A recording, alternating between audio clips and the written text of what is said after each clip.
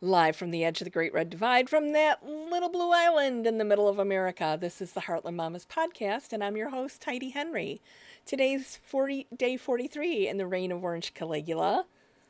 43 days. It's only been 43 days, and it feels like it's been forever. Today, Orange Caligula had his State of the Union address. Now, I admit I didn't watch it. I was at an Indivisible meeting, and if you haven't joined Indivisible, go on indivisible.org and find a local chapter and join the resistance. I'm telling you, it's the only thing that keeps me sane some days. So I got a transcript of the State of the Union address because I didn't want to watch it. I didn't want to hear his voice. His voice just great. It makes my ears bleed, So I don't like to listen to that asshole. I just don't want to. And, but I understand we're going to be bombing Mexico.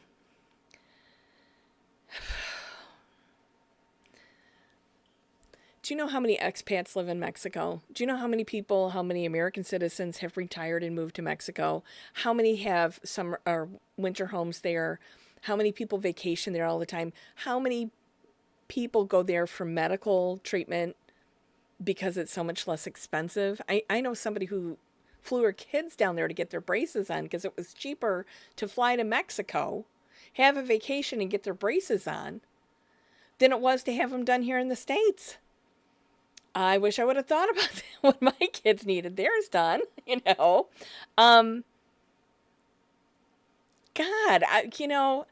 the drug trafficking issue, statistically, more drugs come out of New Jersey than come out of Mexico. And the only reason they do come in from Mexico is because we have, as Americans, not me, I should say, an insatiable appetite for illegal drugs. Insatiable. It's our fault that these drugs they wouldn't be coming here if nobody was buying them. So I don't know why we have to bomb the Mexico over it. Why are we not bombing New Jersey? I don't want to bomb New Jersey. Or China. A lot of them come in from China in those big shipping crates. They don't all get inspected. But here we are, because this is the insanity that we live in, because every day in America now has to be a reality TV show day, according to our current president. He wants you to feel like you've been through a wrestling smackdown. And I know that people wake up every morning and check their phones to see if we've blown up the world yet, to see if we are now Russia West. I often say that, my dad died in 2020, and I lived my whole life with my dad was sure the Russians were coming. When I was a kid growing up, and I know I've talked about this before, we had like paramilitary training. There was loaded guns everywhere because the Russians were going to come to Glen Ellen, Illinois. I don't know why they were going to land there, but we had to be ready for when that happened. And before my dad died, I was driving him through the Morton Arboretum right by his house. And he said to me, he apologized for the paramilitary training. Zoloft really helped him in later years, let me tell you. But he told me, he said, they just walked in through the front door, meaning that Trump let them in. Because he did. And he is. And what's going on with Ukraine right now? My God. The only thing preventing Putin from realizing his dream of returning the world to the Cold War era of the USSR is Ukraine. They're stopping him. And we have to continue stopping him there by supporting Ukraine. Now, if you drive past my house, my Ukrainian flag is up right under our American flag, because I feel very strongly about this. I mean, what is it? All the World War II vets are dead now. Not all of them, but most of them. So you all don't remember what happened the last time we had fascism cover the globe? In fact, everything that's going on right now happened in the 1930s here in the States as well. The fascists And the robber barons were ruling the world and causing all kinds of distress. So we had a big stock market crash because only the wealthy people were able to buy anything in the United States back before the Great Depression. It was only them. And then when Wall Street crashed and we had the Great Depression, nobody could buy anything. Not a rich person, not a poor person. Everybody was broke. So we had no economy. And we struggled along with Herbert Hoover, who is like Trump. I mean, Trump must idolize him because he's doing the same stupid shit that Herbert Hoover did. So you got to look that up. Look up tariffs under Herbert Hoover. God, if you didn't learn this in high school, I feel so sorry for you because you should have learned this in high school so that when Taft-Hartley went through, that was the tariffs back then, it tanked the economy and caused economic collapse and caused the Great Depression. So look that up. Do yourself a solid. And that's like the pattern, the flirting with fascism thing was going on at the same time. Look up the name ham fish sometimes. See what that does for you. Look up silver shirts. That's another thing you should look at. Because it wasn't just Hitler's brown shirts. There were silver shirts here in America. We now call them Proud Boys and 3%ers and Blue Glue Boys. Why is it always boys? What is their problem? But I want you to know we don't have to do this again. And see, during that time, because things were so bad, FDR came and he started Social Security. So there'd be a safety net at 65 years of age for every person in America. At 65, you'd get a little stipend. And we now know that people live on that and depend on that. And they're screwing around with Social Security because Elon Musk wants to colonize Mars. And he wants us to pay for it. And there's not the technology to get somebody there to Mars yet. But he wants all of our money so he can hire people, because he's not the guy that develops the stuff. He hires it out. But he's got to find smart people to develop this technology so he can go plant his DNA on Mars, because that's his goal. That's his whole goal in this. It has nothing to do with cutting waste. It has everything to do with getting him to Mars. Seriously. And Trump just wants to be buddies with Putin because Putin started bailing him out way back in the early 90s when the U.S. banks wouldn't give him any more money. And then they used his real estate brokerages to launder their money. So now, with the Bitcoin that he's come up with, we can just launder money right out in the open, right? The United States now, because of all the laws he's overturned for integrity and honesty and no bribery, he's overturned all those laws. So now the USA is a big clearinghouse for organized crime. That's what he's setting us up for. We're becoming a Ponzi scheme. And there's Elon Musk over there saying, oh, no, Social Security is the Ponzi scheme. I always told you, you got to watch what they say, watch what they do, and know what their intent is, and divide that into 3 separate spaces, 3 separate columns.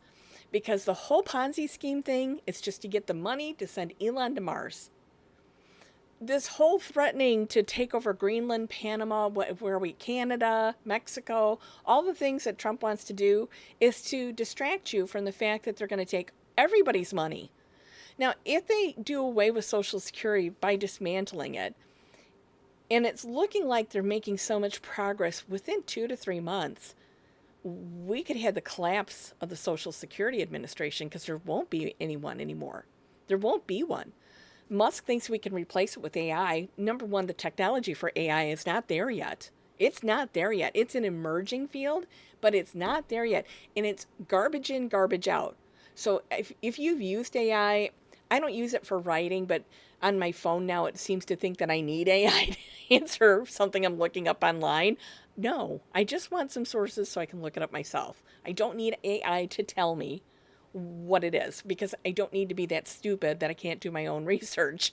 Do my own research. So Musk thinks that we can do everything by AI, but he also thinks that we should privatize things. We know how well privatized insurance, medical health care has done us all over. Good luck out where I live getting an appointment to see a doctor. I called my doctor to find out, because my pharmacist said, you know what, you're the age group that should get a measles shot update. I called my doctor, it's a nurse practitioner, 3 weeks ago. Nobody called me back. I called them a week and a half ago. Nobody called me back. I called today, and they couldn't even give me a freaking straight answer, because the CDC doesn't really exist anymore, and there's no guidelines out there because RFK's an idiot. He's an IV drug user, and he puts dead bears in Central Park, and he's got brain worms. Oh my God. And this person is running. It's like April 1st, April Fool's Day is for the next 4 years. I can't.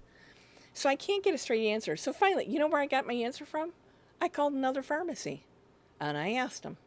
And they said, yes, absolutely. You're in that age range. When you got your shot, you should be getting a measles booster. I'm like, well, duh. I mean, my pharmacist told me that, so why do I have to call Jewel Osco? I can't even get that answer from my doctor because they can't get that answer from the CDC because the CDC doesn't exist anymore.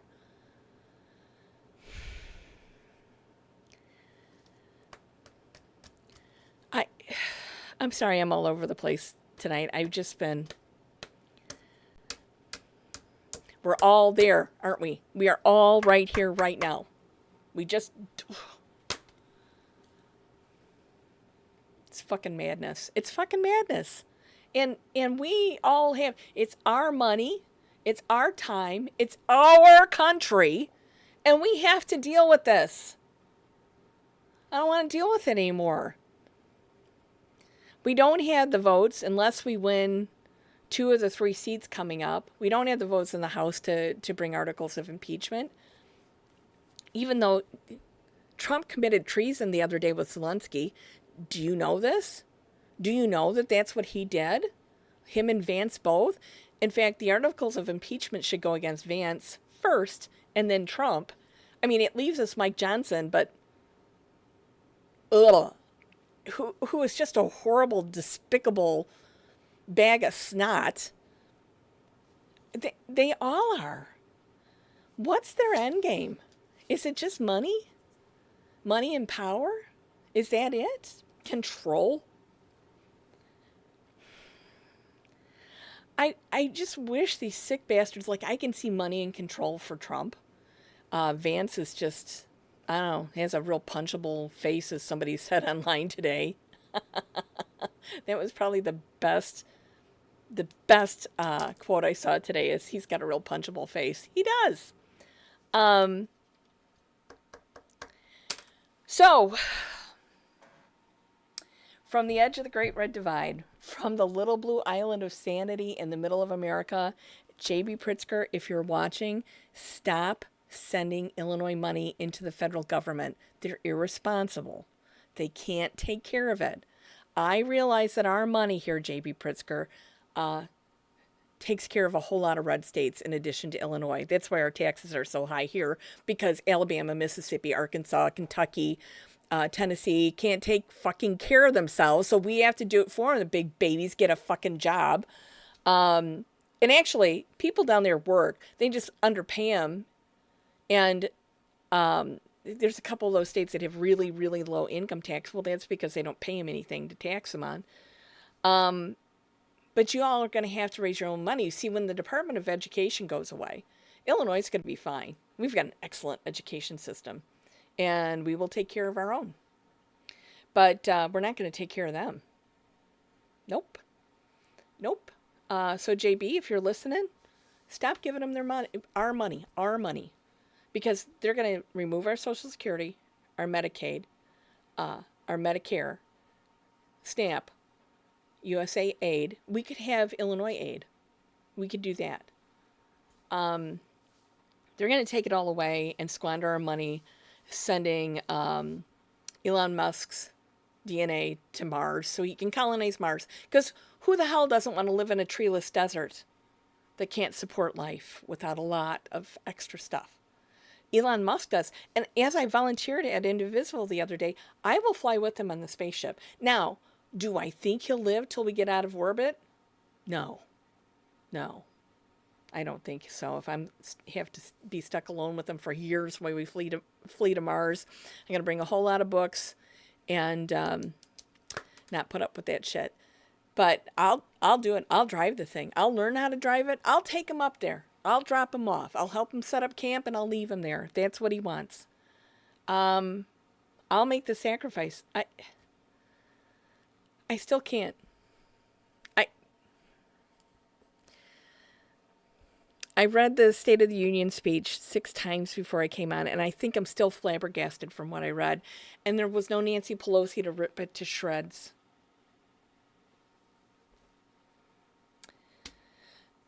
So again, from the edge of the Great Red Divide, from the little blue island of sense and sensibility in the middle of America, this has been the Heartland Mamas podcast. I'm your host, Heidi Henry. Sorry this is all over the place. I can't even read my script today. I can't read what I wrote today. I'm just like you are. Go protest. Go join Indivisible. Go do something. Don't just complain about it on Facebook. For fuck's sake, get the fuck off of Facebook. Zuckerberg is one of them. Don't give him your time or money. Okay. Take care now. Bye-bye.